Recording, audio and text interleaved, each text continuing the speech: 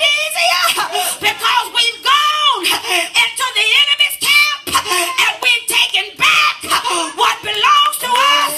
There is power when we forgive somebody, and not only that, but it puts us back in right relationship with God and the Lord Jesus Christ to then extend to us that same grace and mercy that we extended to somebody else when we do something bad against the Lord.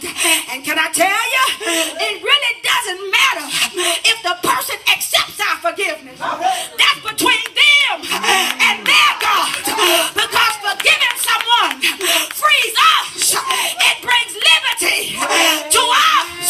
It takes stress away from us. It removes strain from our hearts.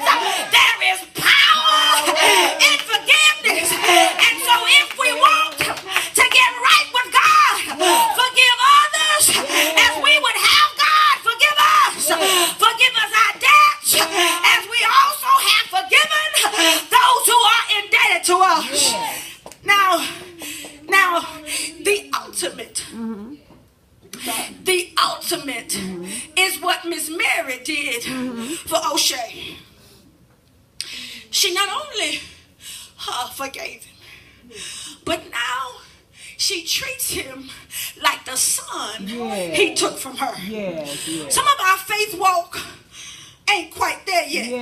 Some of our faith walk ain't strong enough yet. Because if somebody, my God in here, killed my one and only son, I don't quite know if I could petition anybody to do anything but build a bigger hell to put him in.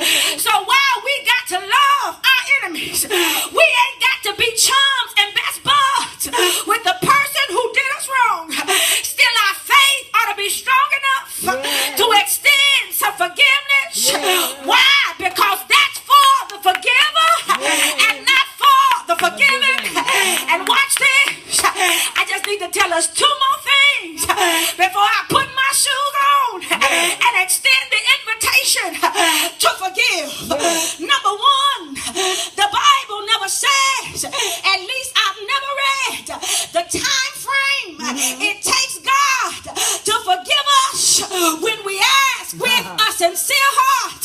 But by faith, we believe that it's right now, instantaneous, before it leaves our mouth and enters our heart. I believe that it's right now that God forgives us, so that when somebody else asks us to forgive them, it ought not take us to next week. It ought not take us to next month. It ought not take us to next year. It ought not take us until they give us back what they hurt us about. It ought not take all of that, but I believe that it ought to be instantaneous. Pastor, but I just can't forget what he did to me.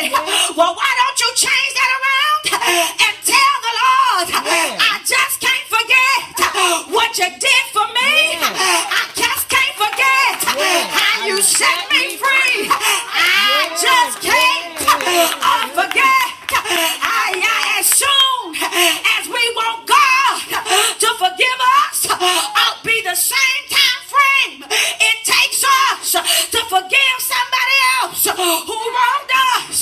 Now don't shout me down when I'm preaching good. I'm not telling us to forget, but the old folk used to say, when Brother Charlie do you wrong, still be friend with Brother Charlie. Every now and again still go to dinner with Brother Charlie. And if you happen to have Brother Charlie come sleep at your house, sleep with one eye open and one eye closed, because God didn't call us to be no fool. My mama used to say, first time, shame on them. Second time, shame on you. Number two, because I'm tired now and I'm ready to sit down. Look at what the text says. Look at what the text says. Look at what the text says. Yes. As we have also forgiven our debtors. Yes. Not when, not if, not maybe, not perhaps, not when I get around to it, not when I see, hey God, not when I feel better, not when I think I can, but as we have also forgiven our debtors.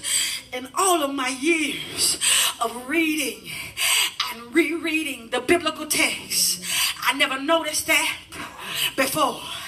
And my soul got happy when I read it this time, because I realized that therein lies the power. We're so used to saying, as we forgive. And it essentially says the same thing, my beloved, but actually seeing it in black and white just sent chills up and down my spine, because this reading, this translation, this version of the text suggests and intimates and advocates that before we even get to the Father to ask that we be forgiven, that we have already forgiven those who have done us wrong.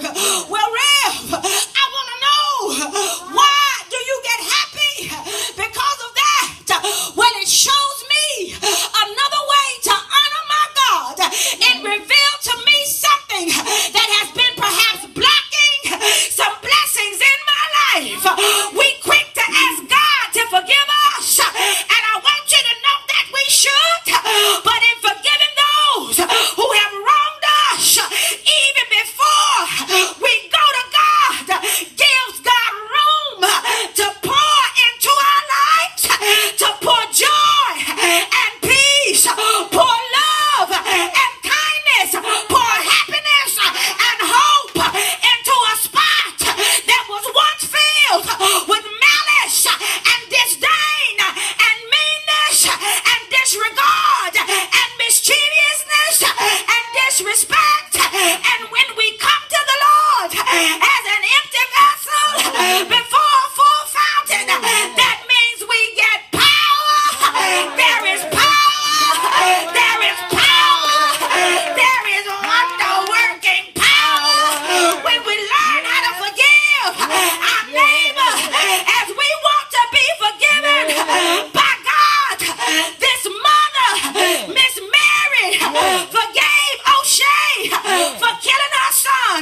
She forgave him, and that freed her to love again, to live again, to show compassion again, and to extend mercy again. And I am reminded of another parent whose one and only son was crucified and killed, but they didn't take his life.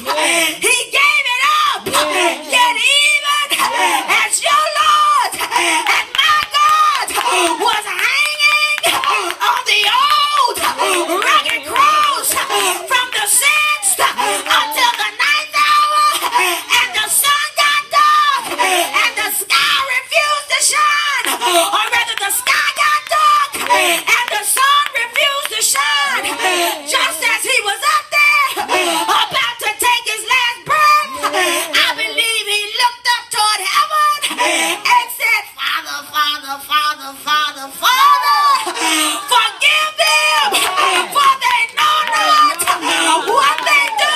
And because he harbored no ill will, and because he did not count their ignorance against them, and because he looked beyond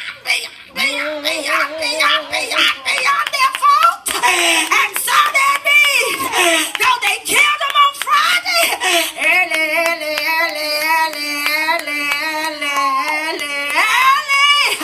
on Sunday morning, he got up.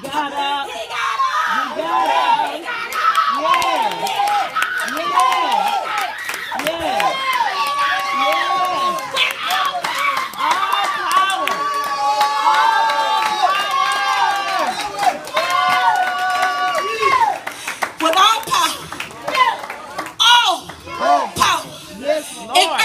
the sky